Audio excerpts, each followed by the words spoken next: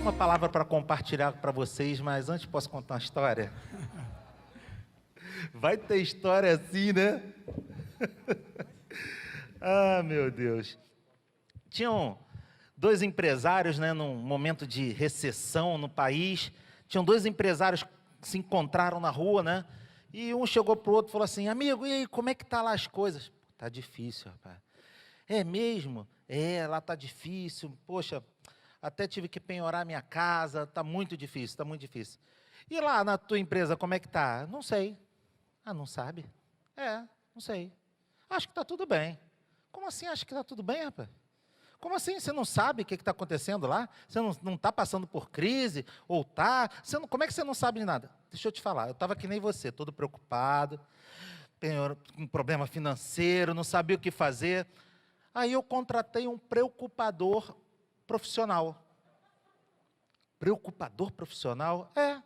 Tudo que vem, cobrança, pessoa reclamando de venda, não sei o quê, eu falo, fala com ele. Contratei, ele está contratado para resolver esse problema, agora não é mais comigo. Né? O cara, pô, mas que boa ideia! Essa ideia foi tremenda, preocupador profissional. Poxa, e quanto é que esse cara cobrou para você para fazer esse serviço? Me cobrou 100 mil reais. 100 mil reais? Tá maluco, rapaz? E como é que você vai pagar isso? Isso não é problema meu, não, isso é problema dele. Isso é problema dele, estou pagando para isso, não quero saber como é que vai pagar, né? É engraçado, porque a palavra de Deus lá em Filipenses 4:6 diz, não andei ansiosos, não é? Então nós temos um preocupador que é o nosso Pai, que se preocupa conosco, né? Parece uma brincadeira isso, né? Mas Ele quer ouvir os seus problemas e quer tirar esse peso das suas costas, amém? E não precisa pagar nada, já foi pago, tudo pago há 2000 anos na cruz. Amém? Queria compartilhar uma palavra com você hoje. Nós estamos na campanha das causas impossíveis, né? E a gente pensa em impossível, o que é impossível, o que é impossível, né? E eu fiquei pensando, quando Jesus falou sobre impossível, né? Eu achei dois versículos que são bem conhecidos. Um está lá em Marcos 9:23, quando um garoto fica endemoniado, e ele começa a quebrar as coisas, uma hora se joga no fogo, outra hora se joga na água, e ninguém consegue resolver, ele briga com todo mundo, e um pai desesperado chega para Jesus e fala assim, será que é possível alguma coisa? Será que é possível você fazer alguma coisa? Aí Jesus fala lá em Marcos 9:23, não precisa abrir a tua Bíblia não, Jesus fala assim, se é possível, tudo é possível aquele que crê. Olha, uma pessoa desesperada, e Jesus fala, tudo é possível ao que crê. Se tudo é possível ao que crê, existe impossível? Não existe impossível, não existe. Outra passagem que eu vi assim rápida, foi quando um jovem, muito rico, aparece para Jesus e fala assim, o que eu faço para herdar o reino de Deus? Jesus fala, ajuda os pobres, faz isso, ama o teu próximo, honra teu pai e tua mãe. E aí o jovem fala, isso tudo eu já faço, Senhor. Isso tudo eu faço. E quando eu lembro desse jovem, eu fico pensando, tantas pessoas que acham que fazem muito para Deus, né? Só que as nossas obras são como um trapo de imundícia para Deus. E ele chega e ele fala para Deus, tudo isso eu faço. Aí Jesus olhou para o coração dele e viu que o coração dele estava nas riquezas. Jesus falou, pega tudo que você tem, vende, dá aos pobres e me segue. Aí aquele jovem saiu, foi embora, e muito triste, né? E Jesus falou aquela frase que tem muita gente que usa, né? Ao contrário, e fala assim, mais fácil é uma agulha entrar, como é que é? O camelo entrar na agulha, né? Não, no buraco da agulha, do que o rico entrar no reino dos céus. Aí a pessoa que não consegue prosperidade, que tem dificuldade com prosperidade, tá aí, ó, viu? Tá aí, meu problema é esse. Eu não consigo prosperidade porque eu sou do reino de Deus e os ricos não vão entrar. Conheço várias pessoas que pensam assim, né? Mas só que o problema não era o dinheiro dele, o problema é o coração dele. Eu conheço muita gente que não tem dinheiro e tem o coração nas riquezas. Eu conheço muita gente que tem dinheiro, muito dinheiro, e tem o coração para o reino de Deus, para doar. Então não é o que você tem, né? Mas aí Jesus fala a frase que eu quero ressaltar aqui. Ele diz, os discípulos perguntam para ele, né? Então, Senhor, se isso é isso que acontece, a pessoa ele faz tudo. Ele honra os pais, ele ajuda. Então é só ele vender para os pobres. Como é que faz? Então como é que a gente vai conseguir herdar o reino dos céus? Aí ele fala a frase que diz, o que é impossível para os homens é possível para Deus. Está lá em Lucas 18, 27. Eu fiquei pensando, a dúvida desse jovem é a dúvida de muitas pessoas, que pensam assim, como que eu vou herdar o reino dos céus? Eu começo a entender a existência de Deus, eu começo a entender que Jesus morreu na cruz por mim, e eu quero fazer alguma coisa, eu me sinto com vontade de fazer alguma coisa. Eu falo, Senhor, então o que eu faço agora que eu conheço, agora que eu entendi, como é que eu faço para herdar o reino dos céus? E Jesus fala, isso é muito difícil. Se você quiser dar um passo para cá, através das suas obras, vai ser muito difícil. Mas para mim não é impossível, para mim é fácil. Eu dei um passo em direção ao homem. Então, nós nunca vamos ser dignos, mas nós somos aceitos. Nós nunca vamos ser perfeitos, mas Deus nos ama mesmo assim. Deus é o nosso Pai. Amém? Então, quando a gente pensa em impossível, eu penso assim, tudo é impossível para nós, mas para Deus tudo é possível. Então, como é que eu faço para não atrapalhar, para Deus fazer o impossível? Eu só não quero atrapalhar. Às vezes a gente atrapalha, porque Deus ele respeita o seu livre-arbítrio. Então, como a gente faz para ser coparticipante dos milagres de Deus? Ele quer que você seja coparticipante dos milagres.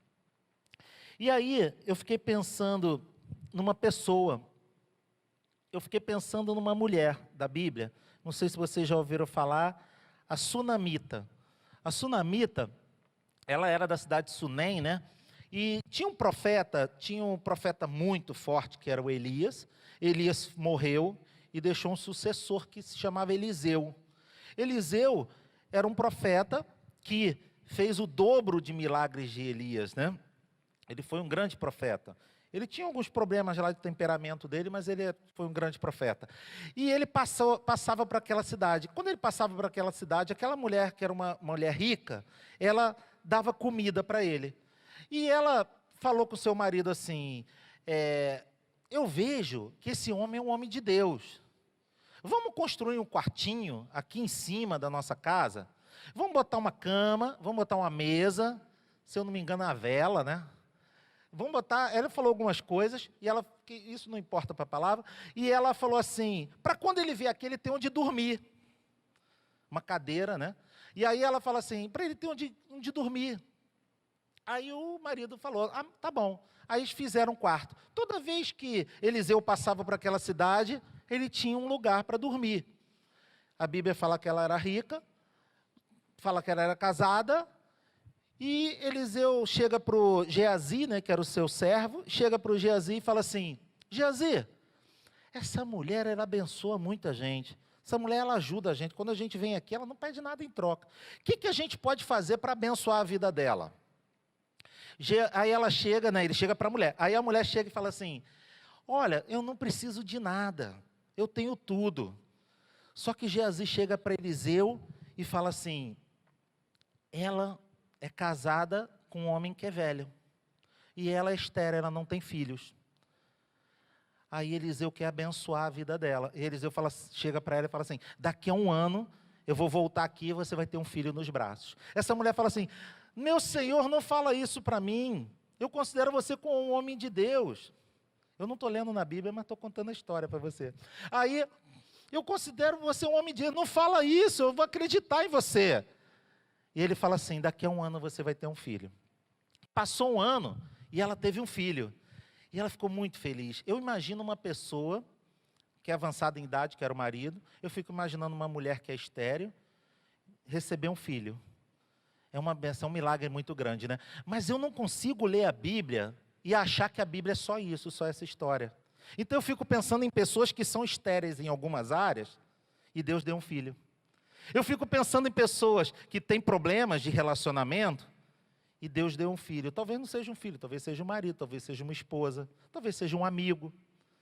Eu fico imaginando as pessoas que são estéreis, por exemplo, na área profissional. E a pessoa teve uma profissão, teve um emprego, teve uma chance. E recebeu de Deus uma bênção.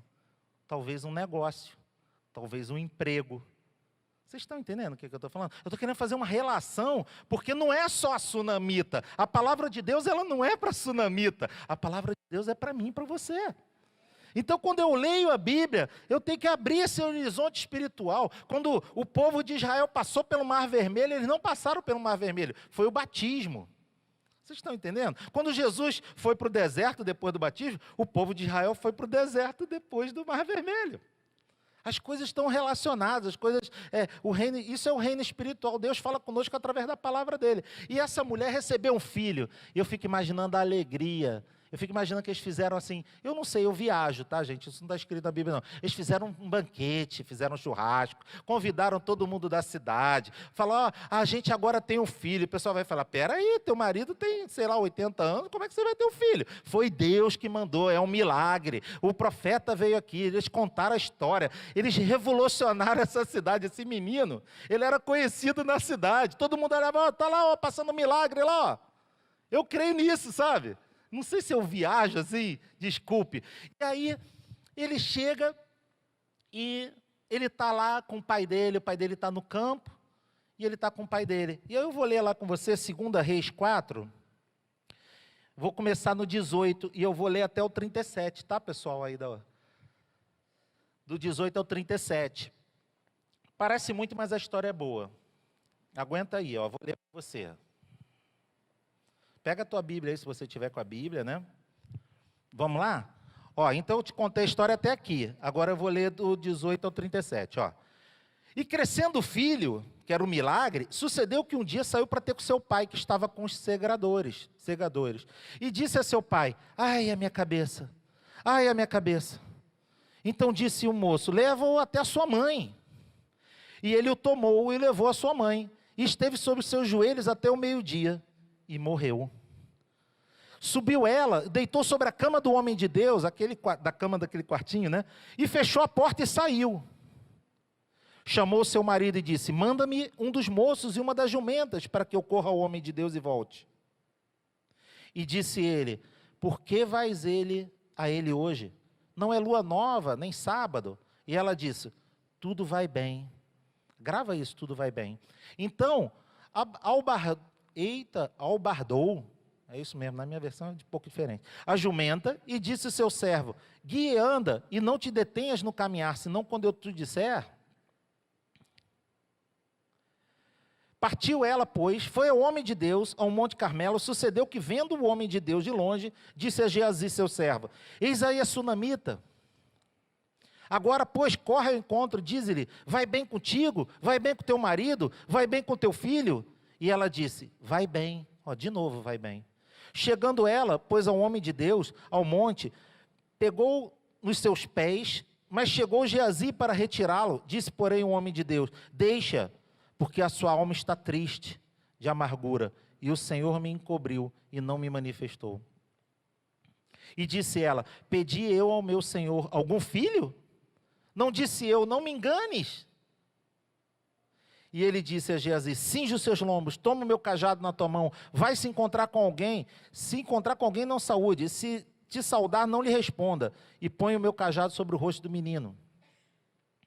Porém disse a mãe do menino, vive o Senhor, e vive a tua alma que não te hei de deixar. Então ele se levantou e a seguiu. Geazi passou adiante deles, pôs o cajado sobre o rosto do menino, porém não havia nele nem voz nem sentido. Voltou a encontrar-se com eles e lhe trouxe aviso, dizendo, o menino não despertou. E chegando Eliseu àquela casa, eis que o menino jazia morto sobre a sua cama.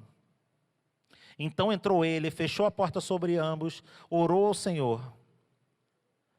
Subiu à cama e deitou-se sobre o menino, e pondo a sua boca sobre a boca dele, e os seus olhos sobre os seus olhos, e as suas mãos sobre as mãos dele, se estendeu sobre ele, e a carne do menino aqueceu. Depois desceu, andou naquela casa de uma parte para outra e tornou a subir. Se estendeu sobre ele, então o menino espirrou 7 vezes e abriu os olhos. Então chamou a Geazi e disse: chama esta sunamita. Chamou-a, e vendo a ele, disse: toma o teu filho. Só até aqui. Glória a Deus, esse é o nosso Deus. Amém? Pode aplaudir que é para o Senhor. Gente, eu não sei para quem é essa palavra, eu não sei se é para você. Mas quando Deus falou comigo nessa palavra, Ele estava me mostrando o seguinte, que tem certas coisas que nós consideramos um milagre de Deus e que talvez esteja morto na tua vida. Eu não sei se é uma empresa, eu não sei se é um ministério, eu não sei se é uma pessoa, de repente um casamento, uma família. Deus nos dá coisas, Deus nos dá pessoas, Deus nos dá sentimentos, Deus nos dá prosperidade, mas às vezes algumas coisas são retiradas de nós. Isso aconteceu com a sunamita. A Bíblia não fala que ela estava em pecado, a Bíblia não fala que ela era uma mulher ruim. Pelo contrário, a Bíblia fala que ela construiu uma casa para Abigail, o profeta, que ia pregar a palavra.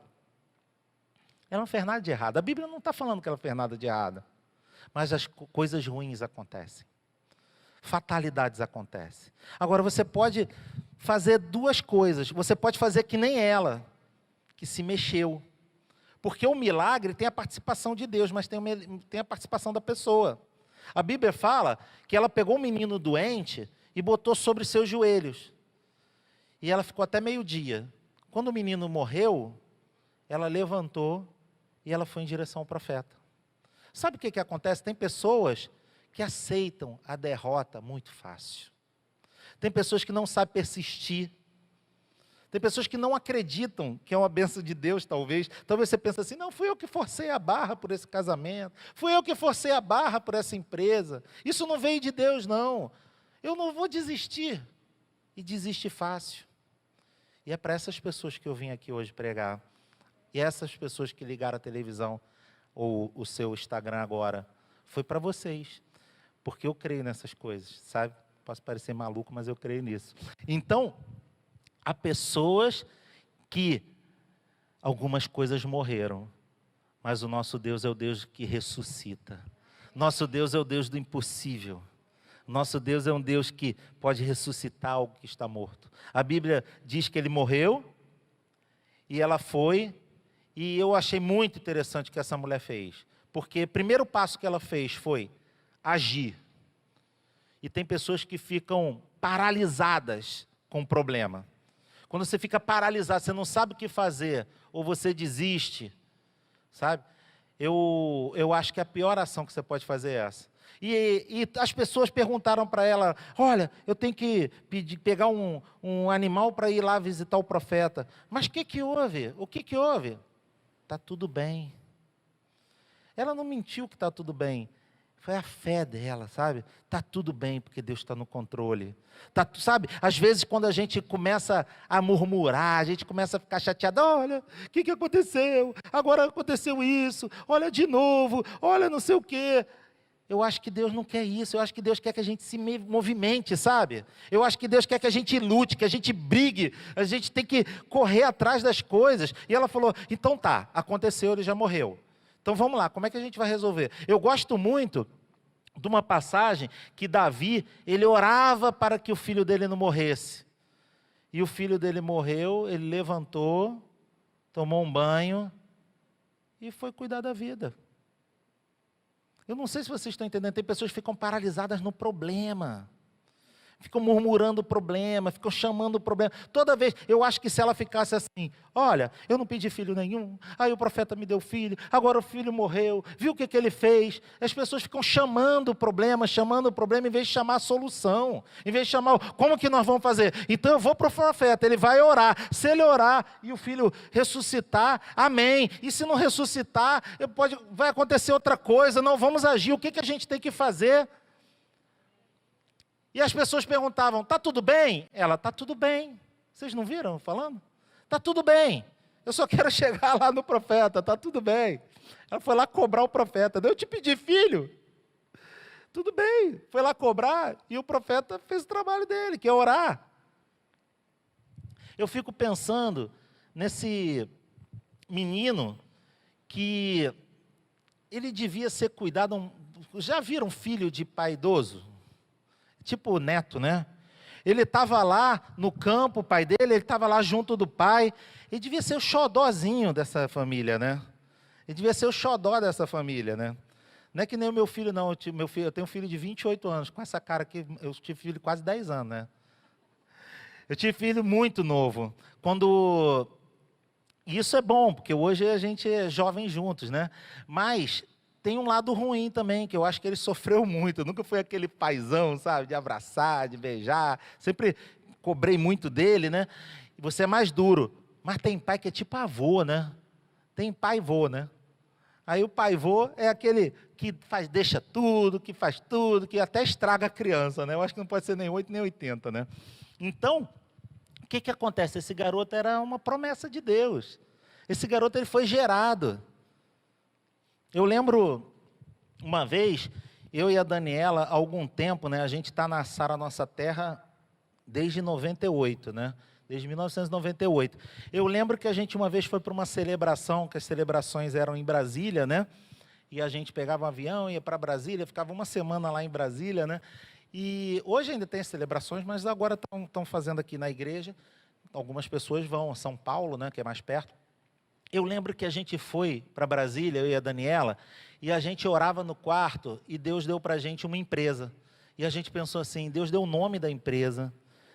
A gente recebeu a empresa num quarto de hotel em Brasília. Vocês acreditam nisso? A gente foi lá para a celebração, a gente ouviu as palavras, e quando a gente voltou, a gente já voltou para tirar contrato social, para alugar, não sei o quê. A gente tomou a decisão, vamos vender carro, vamos vender imóvel, vamos fazer tudo, vamos abrir. A gente voltou de lá com a empresa já decidida, né? Que a gente sentiu que Deus deu. E foi assim, é um momento de êxtase, você vê que Deus deu algo, né? Maravilhoso. Mas teve um momento que a gente estava cheio de dívida da empresa. E a gente pensou assim, e agora? O que a gente vai fazer? Vamos vender a empresa? Vamos fechar a empresa? Vamos fazer o quê? Como é que a gente vai fazer? Vamos pegar dinheiro num banco para cobrir o outro banco? Sabe esses negócios malucos que você faz? Você não toma decisão de fechar, você não sabe o que fazer? E a gente estava assim. E muitas vezes eu cheguei para Deus e falei assim, Senhor, foi você que me deu. Entendeu? Eu acho que eu estava que nem essa mulher sunamita, né? Eu estava assim, eu pedi, eu estava tão bom empregado, eu pedi. E a gente paralisa no problema, a gente fica paralisado, preso assim no problema.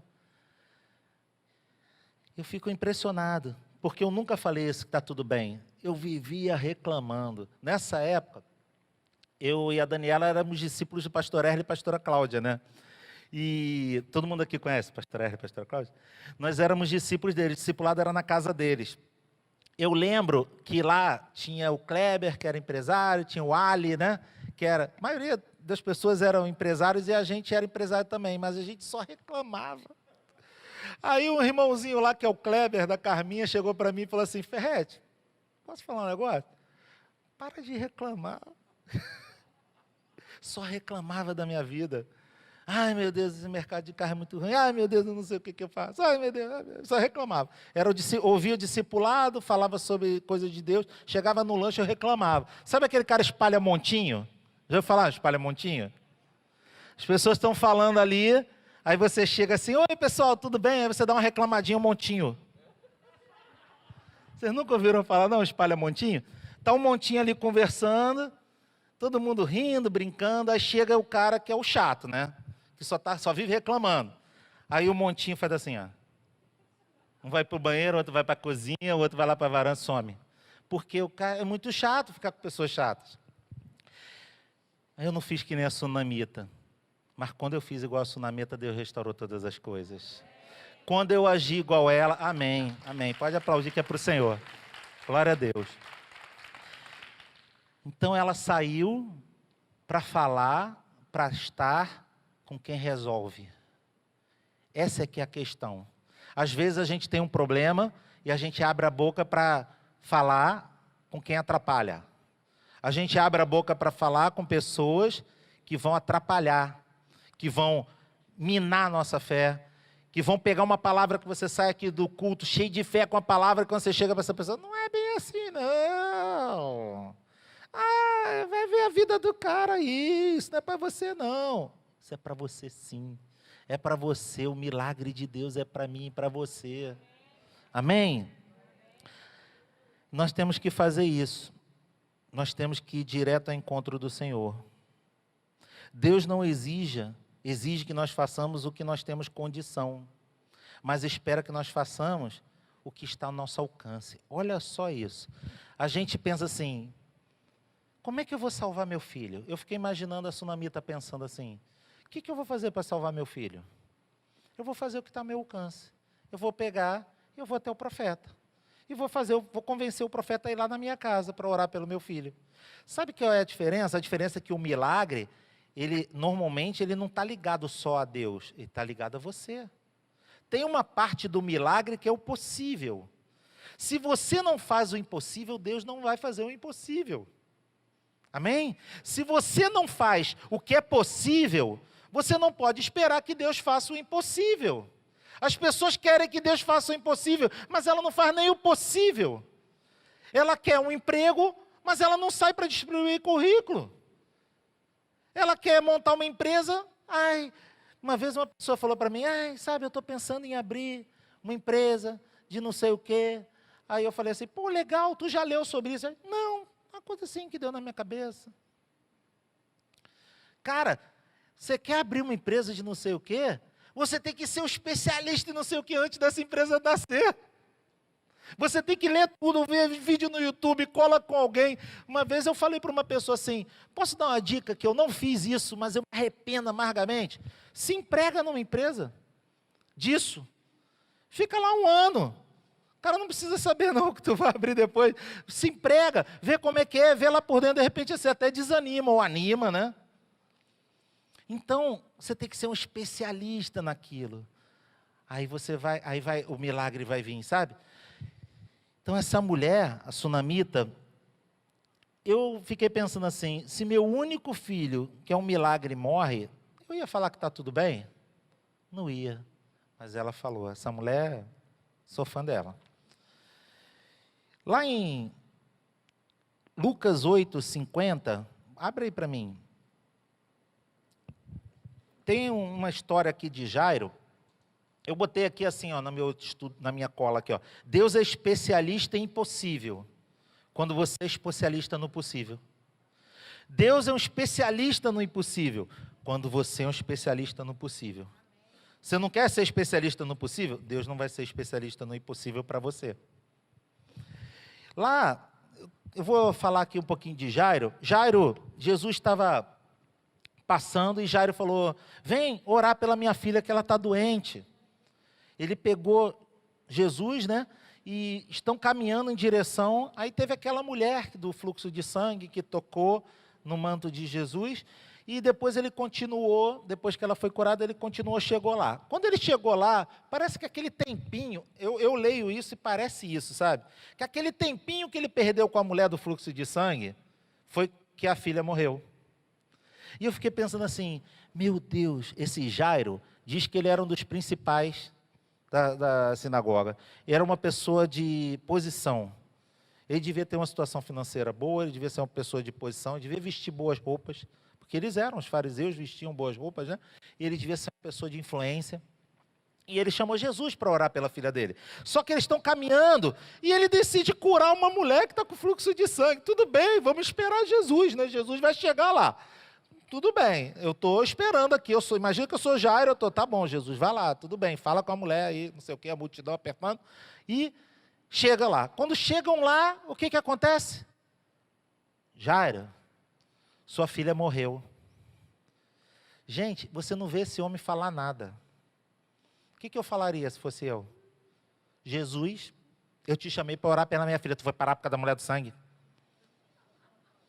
Tu tá maluco, eu fui te buscar. Não é? Quem ia falar assim, Jesus, se tu tivesse vindo, orado com a minha filha, ela estava morta, minha filha está morta por tua causa. Aí Jesus ia falar assim, mas peraí, ela já não estava doente, ela já ia morrer. Como é que é por minha causa? É por sua causa, porque você tinha que ter chegado antes. Você não tinha que ter parado para dar atenção para a mulher está há 12 anos. Com sangue ficava mais um dia. Mas não. O que aconteceu? Aquele cara teve fé. Sabe por que eu sei que ele teve fé? Porque Jesus falou assim. Eles começaram a falar e rir, né? Eu não sei se você lembra na Bíblia. Vamos ler aqui, ó. Lucas 8:50. Eu vou ler até 55, ó. Jesus, porém, ouvindo, respondeu-lhe dizendo, não temas, crê somente e será salva. E entrando em casa, ninguém deixou entrar, senão Pedro e Tiago, e a João, e o pai e a mãe da menina. E todos choravam e pranteavam. Ele disse, não choreis, não está morta, mas dorme. Riam-se dele, olha só, riam-se dele, sabendo que ela estava morta.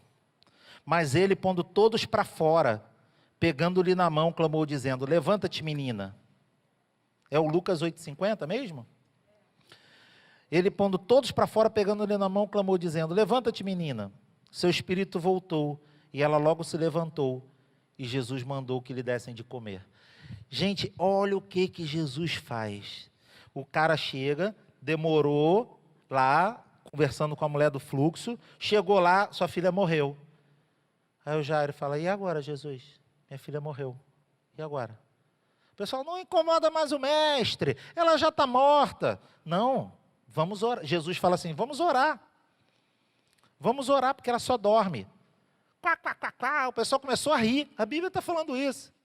Ela já está morta, o negócio já acabou. Já deu os 45 do segundo tempo, o jogo acabou, não tem mais chance. Sabe aquelas coisas que não tem mais? Eu vou te falar uma coisa, Deus adora esse momento. Deus ama esse momento, quando você fala assim, ó, Senhor, acabou, chegou o fim, eu não aguento mais, eu não sei mais o que fazer. Agora é só você. Agora é só a tua mão, Senhor. Porque agora eu não consigo fazer mais nada. Aí Deus, opa, estava demorando, agora eu posso agir. Ah, então tá bom, agora tu está falando que eu existo, né? Agora tu está falando que eu posso fazer um milagre, né? Então tá bom. Mas você tem que fazer tudo. Ele foi lá atrás de Jesus para levar para a filha. E ele chegou e falou assim, tá bom, vamos fazer o seguinte. Primeira coisa, é Jesus, hein, gente? Filho de Deus, não sou eu nem você, não. É Jesus. Falou assim, vamos tirar esse pessoal que é do contra aqui, porque senão o milagre não vai sair. Eu fico pensando, Jesus, o Filho de Deus, Deus encarnado aqui na terra, tem que tirar, esses caras têm poder.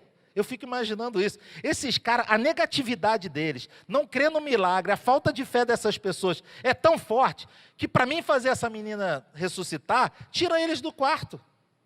Vocês estão entendendo o que eu estou falando? Só que você não tira algumas pessoas, eu não estou falando de você cortar amizade, não estou falando de você sair da tua família, não. Você tem que tirar algumas pessoas daqui de dentro, o que elas falam. Você tem que proteger o teu coração, você tem que botar uma armadura no teu coração. E essas pessoas falarem, olha, não vai dar certo não, olha, não vai acontecer não, olha, você não vai conseguir não. Aí sabe o que você faz? Você faz assim, ó, com o peito, ó.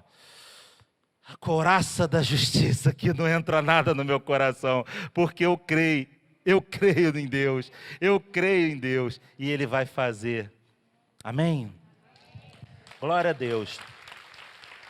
Então Jesus falou assim, sai todo mundo, só fica o pai e a mãe, né? Vamos orar. E essa menina ressuscitou. Por quê? Porque o possível o pai fez.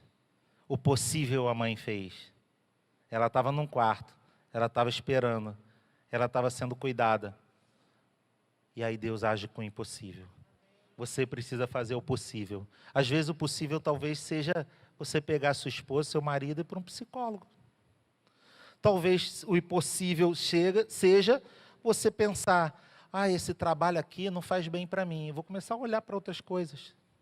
Começar a ler, começar a estudar, começar a ver vídeos no YouTube. Talvez o impossível para você seja você pensar assim, eu vou cuidar da minha saúde. Eu vou me cuidar, não se entregar. Sabe o que eu fico pensando? Deus ama lutador, gente. Você pode ver, Davi, não era? Josué. Deus gosta de lutador. E quando o cara dá uma fraquejada na frente de Deus, tipo Moisés, ai, Senhor, não sei se eu vou não sei o que. Se conserta, homem, tu vai ser você mesmo. Quando o cara dá uma fraquejada, Deus gosta de gente cabra macho. E mulher cabra mulher. Deus gosta de gente assim que vai atrás. Ele podia ter falado assim, eu não vou lá mais não. Porque agora minha filha já morreu. Não precisa orar não, ela já morreu, tá? Obrigado por ter vindo. Tá bom? Te devo alguma coisa, Jesus? Não. Ele ficou quieto. Ele teve fé. Senão ele não estava dentro do quarto. Você é a primeira pessoa que tem que ter fé por você. Eu fico muito, assim, preocupado, porque irmão na igreja, discipulador, líder na igreja é muito legal. Mas quem tem que primeiro ter fé por você é você mesmo. Não adianta o teu líder, não adianta a pessoa que te discipula, o líder de célula, falar assim, cara, creia, cara, eu acho que a pessoa que é líder, uma hora ele vai encher o saco. Eu não tenho que crer por você, você tem que crer por você. Tem que te dar um choque, tem que pegar, ligar você na tomada. Amém? Um milagre vai acontecer, porque Deus vai fazer o impossível, quando você fizer o possível. Amém? E outra passagem que eu queria falar está lá em Lucas 5, né? Quando... Eu amo essa palavra, né? Vocês vão falar, pô, meu Deus, vai falar de novo, porque eu gosto muito. Que Pedro estava lá lavando as redes, Jesus chega para ele e fala assim, volta, joga a rede de novo. E Pedro fala assim, Senhor, eu passei a noite toda e eu não pesquei nada. Mas por causa da tua palavra. Então, não sei se você entende essa palavra assim, do jeito que eu entendi. Essa palavra é muito forte na minha vida. Porque eu fico pensando assim, faz isso. E eu fico assim, ai Senhor, de novo. Ai Senhor, eu vou ligar de novo para essa pessoa. Ai Senhor, eu vou lá de novo. Eu vou tentar de novo. Eu estou abrindo meu coração aqui com vocês. Muitas vezes eu penso assim, não quero não. Tá bom assim. Lá no meu trabalho, coisas da minha empresa, eu fico pensando, não, de novo não.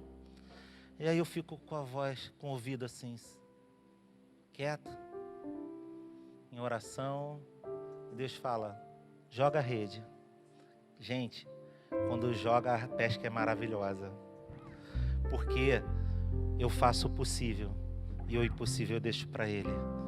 Eu faço o possível. Senhor, eu já fiz todo o meu possível. Eu já fiz tudo. Eu fiquei a noite toda tentando pescar. Mas segundo a tua palavra, eu vou jogar a rede. Segundo a tua palavra, eu vou jogar. A pesca só é maravilhosa quando é segundo a palavra dele. O problema é que a gente quer fazer tudo do nosso braço e não contar que Deus quer ser participante do nosso milagre. E o outro problema é a gente que não quer fazer nada com o braço dele. E quer que Deus faça todo o milagre. A fórmula do sucesso é você agir junto com Deus. Se a gente aprender isso, olha, eu falo a gente, porque quando eu estou aqui em cima pregando, parece que, ele faz isso, ele faz. Eu estou pregando primeiro para mim, querido. Quando eu entender que Deus quer fazer os milagres, Ele quer que eu seja coadjuvante do milagre. Ele quer que nós sejamos parceiros naquele milagre. Ele quer ver que eu fiz, a minha mão chegou até a beirada do impossível. E aí a minha mão ia descer. Só que eu estendi a mão e eu mantive a mão. E Ele vai e fala, entra no impossível. Quando você entra, as coisas acontecem. Olha, não tem problema de casamento, não tem problema financeiro, não tem problema de saúde, porque quando Deus entra no impossível, Ele surpreende todas as coisas, Ele transforma todas as pessoas, Ele transforma todas as coisas, e aquela circunstância que parece que já estava morta, que nem o filho da sunamita, revive de novo. Amém? Eu não vou ter tempo aqui para falar, mas depois lê essa palavra, pega de novo para ler de 2 Reis. Porque o profeta, ele ficou deitado sobre o menino.